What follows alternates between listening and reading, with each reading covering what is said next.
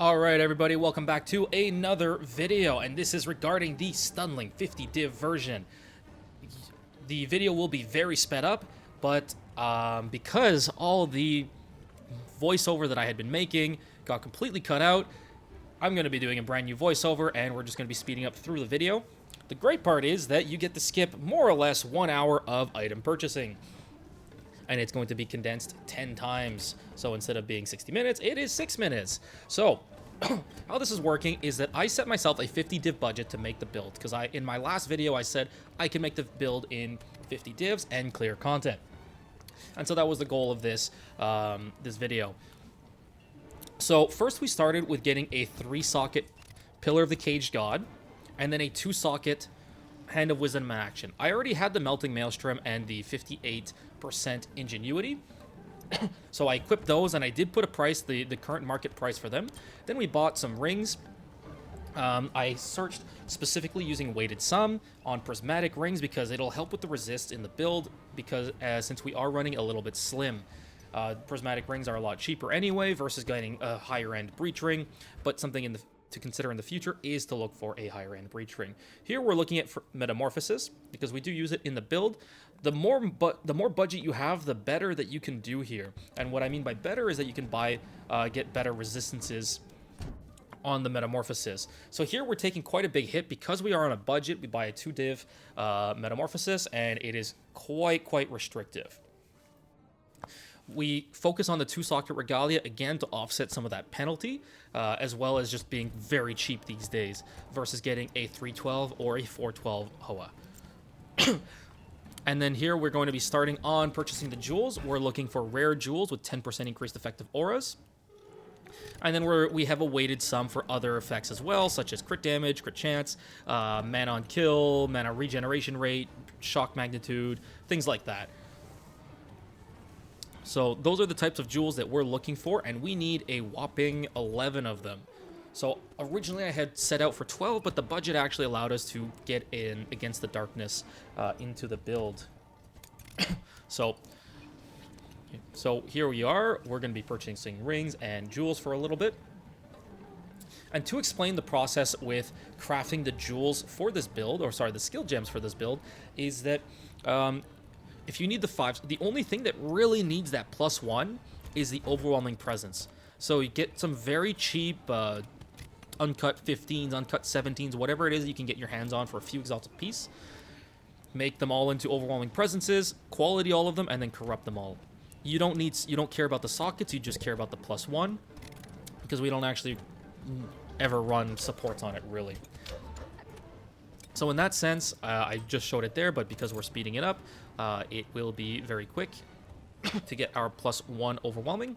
So again, you corrupt 15s, 17s, whatever, and then you can level it up later. And we only need a level 19 Spirit Gem, which most of us probably have lying around, or you can go buy one, they're very cheap, versus a Spirit 20. So part of this build is that we are using a Spirit 19 to save on 6 divs in the budget. At this point in the purchasing, we're most of our way through all the jewels. I'm showing all these skills and discussing how to make it cheaper. And again, as I just mentioned, if you need your 5 sockets, you get a lesser, a greater, you get a cheap skill gem, you corrupt it, you hope for the 5th socket, and then you can level it up to the level that you need it afterwards. And that's how you can get all your skill gems on budget. So we are using a lot of 5 sockets in this, but trust me, you do not really need it. And as we're going along, I'm keeping track of all the prices of all the pieces that we are purchasing, and we're heading into the late section. So I decided that it is possible for us to afford the Grand Regalia, which will help with the resist. And again, this is pretty much half of the budget is going to that Grand Regalia. But it does help significantly on the survivability of the build and just overall feel of the build. And then here we are, we're getting to the end of it, where we're just picking up the last of our jewels, as well as purchasing the amulet. And the total cost of this build ended up being exactly 50.2 divs, not including what I spent on the skill gems. And I was showing that you could get your +3 on overwhelming presence using a Prism of Belief, but it's generally not as effective as just using one Sapphire. You get a little bit more percentage on the stun threshold removal and the element threshold removal, but it's not as effective, or you get less damage because you can't stack on, let's say, elemental damage through the Sapphire. And I believe the only thing left, I did purchase a second pillar, and I did include that in the cost breakdown, and this just helps with quality of life with swapping, but it's really not required. And I specifically searched for pillars with 15% attack speed ruins on it already to make my life easier, and we also purchased an amulet with some all attributes, or we are about to purchase an amulet with all attributes, and we're just setting up our skill gems and support gems.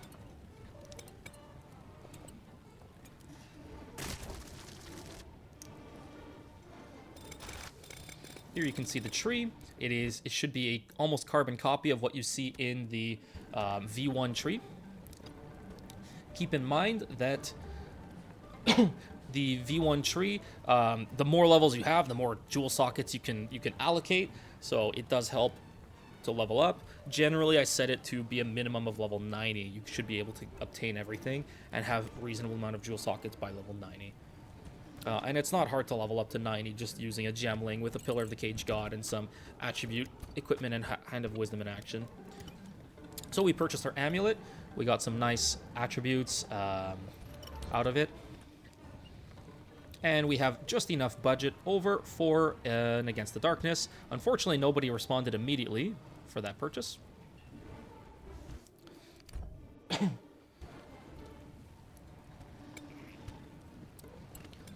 So I did request a few people to purchase, but they did not respond immediately. And then as soon as I get into the map, they respond. And since we did manage to get the cheaper one at 9 divs, I did upgrade the Ingenuity as well. So here we go, we're setting up to go into our first map, and right then and there, I do get requested, or offered that Against the Darkness that I was talking about. So we ended up with I think it was a 2-3 Against the Darkness. 2% cold, 3% int, and it's a nice little boost for 8.5 divs. Originally I was going to use one of the ones I had prepped already, but we managed to purchase it. And then because we had 2 divs budget left over, we purchased a nicer Ingenuity with res on top, so that helps with our res capping and getting there.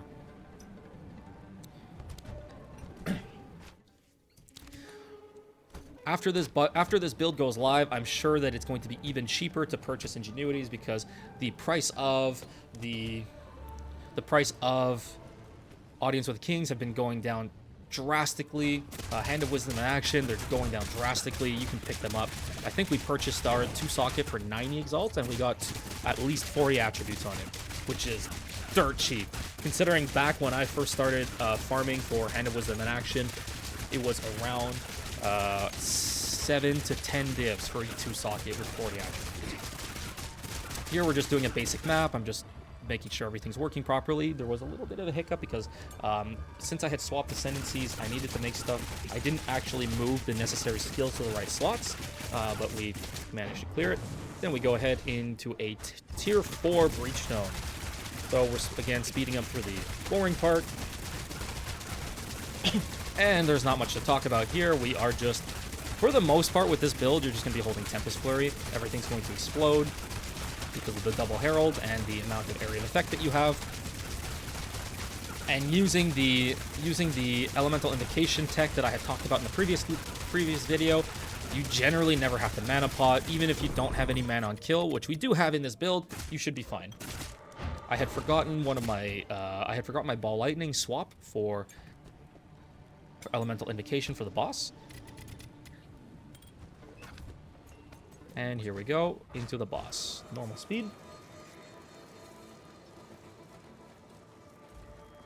And for this, I am leaving inspiration in my Tempest Flurry. We're using Orb of Storms to build up Rage before, using Font of Rage to pour it before, because most of the bosses have a lot of lead time. And here we go. We almost insta-stun Xesht, and then we go straight for the kill. He's locked the entire time, doesn't get to do anything, and then we kill him. I did leave Eye of Winter in Cast on Shock. For the budget build, the mana probably is a bit hard to support. We're going to go straight into T4, Audience with the King. And I'm talking here about how if you don't move and don't attack and don't do anything, the boss nothing activates. But King of the Mist tends to activate right away. So you're going to see he immediately becomes vulnerable and starts an attack almost immediately. So it's something to watch out for if it's going to be your first time fighting King of the Mist. He does start an attack very quickly. We're going to cheese the little labyrinth by going to character select and skipping this labyrinth.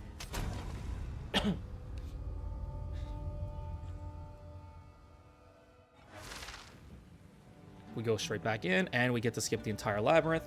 Now, his second phase, unlike his first, his second phase takes absolutely forever to activate. My recommendation is always stand away from him, as if the ritual that he chooses, because he does choose a ritual effect to use, if the ritual effect that he uses is that rat tornado, that bloody rat tornado, if you stand on the boss while waiting for him to become vulnerable, you're going to end up dragging the tornado over to you, and it makes it much more difficult. So, there you saw T4, King of the Mist done. Now, you'll probably see that I lost a little bit of XP, and that's because I had tried a T4 Simulacrum, and it did not work. I got to about level 13, and then just a combination of mods made it a little too difficult for the budget build. And this is a great point to point out, or a great part to point out, that this build, it scales a lot. So you can keep playing it, scaling it as you get more currency. And I will show at the end of this video, there's just going to be raw footage of me and my actual spec build, just holding Tempest Flurry and clearing T4 Simulacrum without ever using a potion, without ever using Tempest Bell. But here we're going to be in a T0 with the budget build.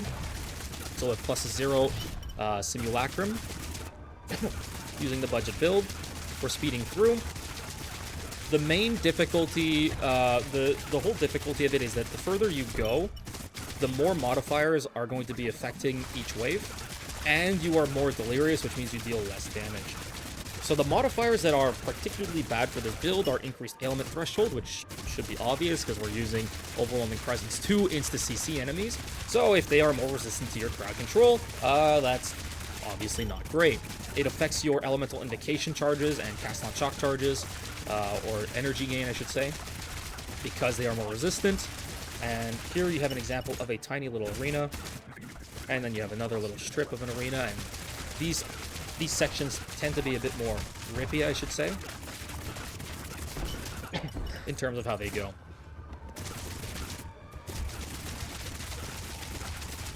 The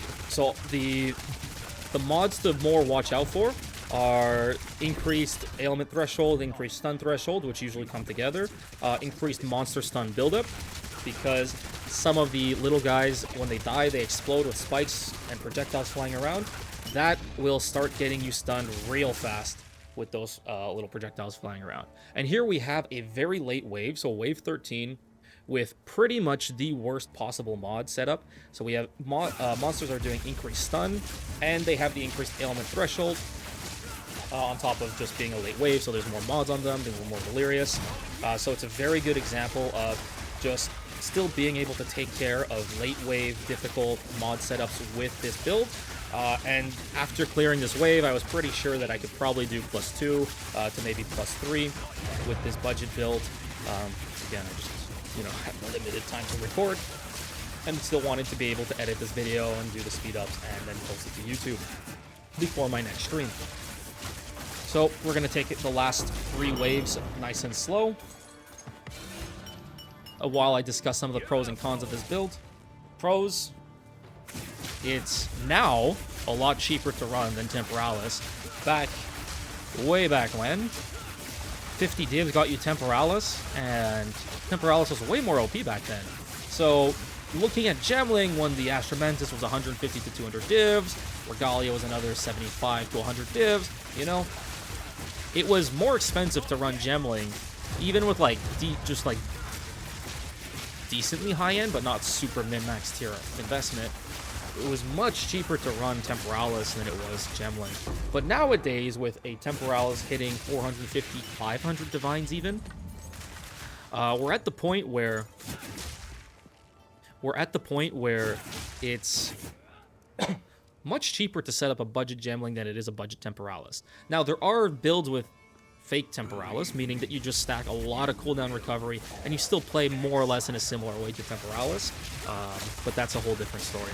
And what I was showing before is that one of the unique bosses in Simulacrum, he can sometimes throw a sword, a homing sword, as a projectile, and it just follows you around. And because he dies after he throws it, it never ends. You can walk to a wall, and it will get stuck in the wall. And here we go. And this was, I believe, wave 15. So we're pretty much at the end of this Simulacrum. And we get our closed helm as always. Because apparently I cannot get a flask. I'm about 30 runs in. I never seen a flask. And you get to see a great example of a T0 Simu. Very little difficulty. We clear with ease, even on a high wave with some of the really bad mods for our build. So I was glad I managed to get that because, again, it's not guaranteed. It's fully random on what mods you get. And I'm just doing some inventory cleanup here. So, pros and cons of the build. It works really well in parties. So unlike some of the other popular Gemling builds where it's just very solo focused, selfish, they don't really bring benefit besides damage to other people. Here we're bringing a lot of crowd control, and we're bringing blasphemy, which is a lot of res down. If you're using conductivity, but if you were in a party, you could switch to, let's say, hypothermia if you want to boost some cold damage with your party members. Or you can bring temporal change. Just keep in mind that blasphemy with conductivity is effectively replacing all the penetration that you have. So we don't build pen anywhere else, besides the exposure, obviously, but that becomes a multiplier with conductivity. So here we are using blasphemy for our res down. Otherwise, like I said, with a build, it's very easy with overwhelming presence. You can support all your teammates, your allies, especially if you have a spark player, something like Simulacrum with a spark player and an overwhelming presence. You just go absolutely crazy as everything just in the arena gets sparked, shocked, stunned immediately, and you can just mostly sit around AFK. So hopefully you enjoyed this part of the video. I will be doing a giveaway for this entire build, 50 div build, on stream on my Twitch, which is the same username as on my YouTube. So twitch.tv/glitched with a 1 and a 3. We'll be doing an entire giveaway with this build. Here I'm just once again mousing over all the pieces of gear to show what we were using for this run.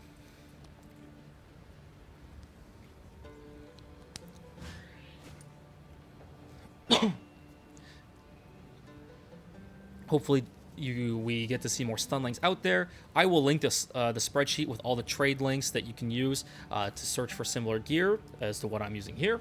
So 2-socket HOAs and the trample toes and the ingenuities and the rings and all that. So I will link all of that in the description, as well as my Discord and Twitch channel. Hope to see you around, and hope you had fun with this.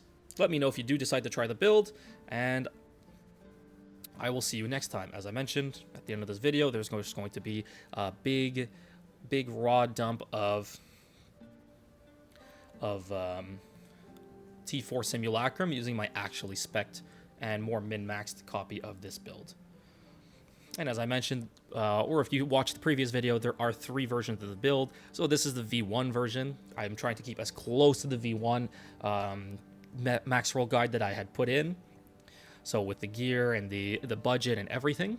V2 is the next one, which is generally where you're going to start pushing once you get better gear, especially once you get that adorned. So V2 is, you're going to transition to V2, you're going to be targeting that adorned and setting up better jewels. And then you can start switching with the ascendancy to where you have in the V2 and V3. Switching the ascendancy as I'm showing here. And then in the V3, that's where you start pushing for your Astramentis, your better regalia, and all of that stuff. So really, I really just wanted to show that you do not need an Astramentis to play Gemling. It is not a requirement. I actually recommend it that you get an Astramentis after you focus on your jewels, your ingenuity, your rings. The rings matter the most on a Gemling setup. I'm not even joking. The rings, because ingenuity is so strong, they are way more important than getting an Astramentis. Astramentis helps with being more res conscious. So when you're on a budget, you can help fix resists using that amulet slot. You can get spirit on the amulet slot. So instead of going for that spirit alpha howl, which I use in the V2 and the V3, you can just keep spirit on the amulet and then avoid needing to upgrade the alpha howl as well. So you can stick with more budget on the alpha howl and then you can skip out on a 350 divine budget on the Astramentis. All because you don't focus and don't hardline on that Astramentis purchase. You focus on the other pieces first. And then once you are in a place where you are well into V2, you've set up your jewels, you're clearing all content, just right-clicking everything with Tempest Flurry and clearing everything. That's when you can go look at starting to work towards that Astramentis. I'm not going to lie, Astramentis is a damage increase, is an improvement in your damage, but you have to have the rest of your pieces in line to really take advantage of that. Anyway, again, we will be doing a giveaway for this entire build, all the gear pieces. Hope you enjoyed. Let me know if you play Stunling in the end, or if you try it. I have a Discord where I regularly discuss, and I'm helping people with their own Stunling builds and what parts to focus on if you want to ask. Thank you to all the fans and all the support that we've been receiving on Twitch as well, and hope to see you there. Bye for now.